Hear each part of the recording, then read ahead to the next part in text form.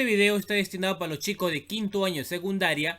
Aprendo en casa, semana 10, día 3. Situación significativa: el reloj y la temperatura. El reloj que se muestra está programado para dar la temperatura ambiental cada 2 horas.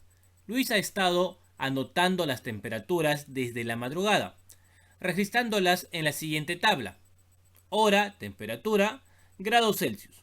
A las 4 horas, 15,4. A las 6 horas, 18,5. A las 8 horas, 26,6.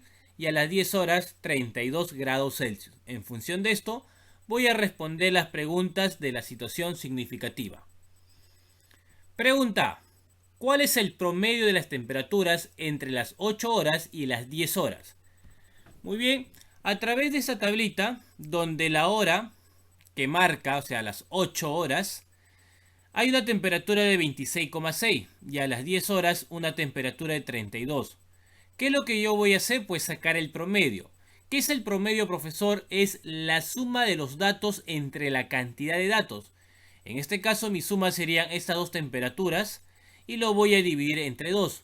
Profe, ¿y por qué puso coma cero? Recuerda que cuando tú vas a sumar números decimales, debe tener la misma cantidad de decimal. Como acá el 32 es un número exacto, pero como aquí hay una coma imaginaria, puesto la coma, añadido el 0. Sumemos entonces. ¿Cuánto crees que sea 26,6 más 32,0? Dicha suma me va a salir 58,6 entre 2. Profe, ¿y cómo se divide un número decimal con un número entero? Acá divide normal, mira. Imagínate que no está el coma 6. ¿Cuánto es 58 entre 2? Es 29, ¿ya? Y ahora 6 entre 2 sería 3, entonces está saliendo 29,3 grados Celsius. Ojo, esa es una manera como dividir. Hay muchas formas como dividir, ¿ya? Listo. En este caso podemos responder entonces la pregunta. Por supuesto, el promedio de las temperaturas a las 8 horas y las 10 horas es 29,3 grados Celsius. Siguiente pregunta de la situación significativa. Pregunta B: ¿entre qué horas se produjo el mayor aumento de temperatura? En este caso te voy a mostrar la tabla donde están las 4 horas con sus 4 temperaturas respectivamente. Voy a sacar ese incremento, ¿ya? Ese incremento de hora a hora. En este caso, de 4 horas a 6 horas, si te das cuenta, de 15,4 a 18,5 hay un incremento. ¿De cuánto, profesor?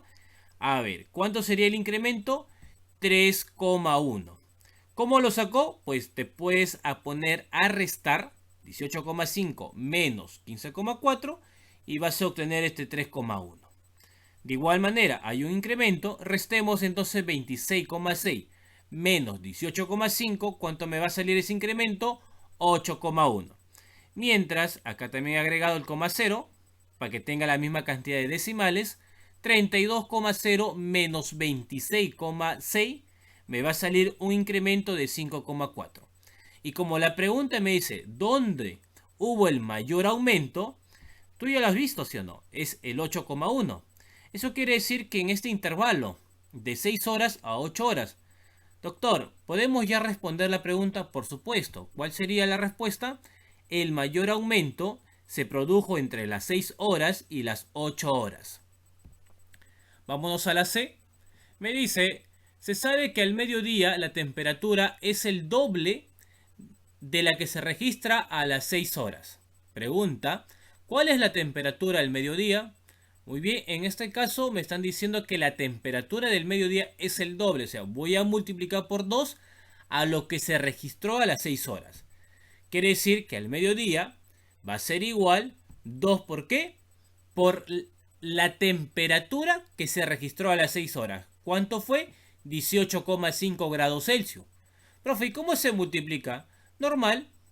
A ver, si tú multiplicas 2 por 18,5 te va a salir 37,0.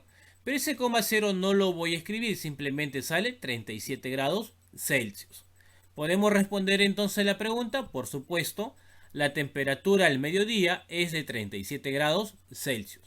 Y vámonos a la última pregunta de la situación significativa.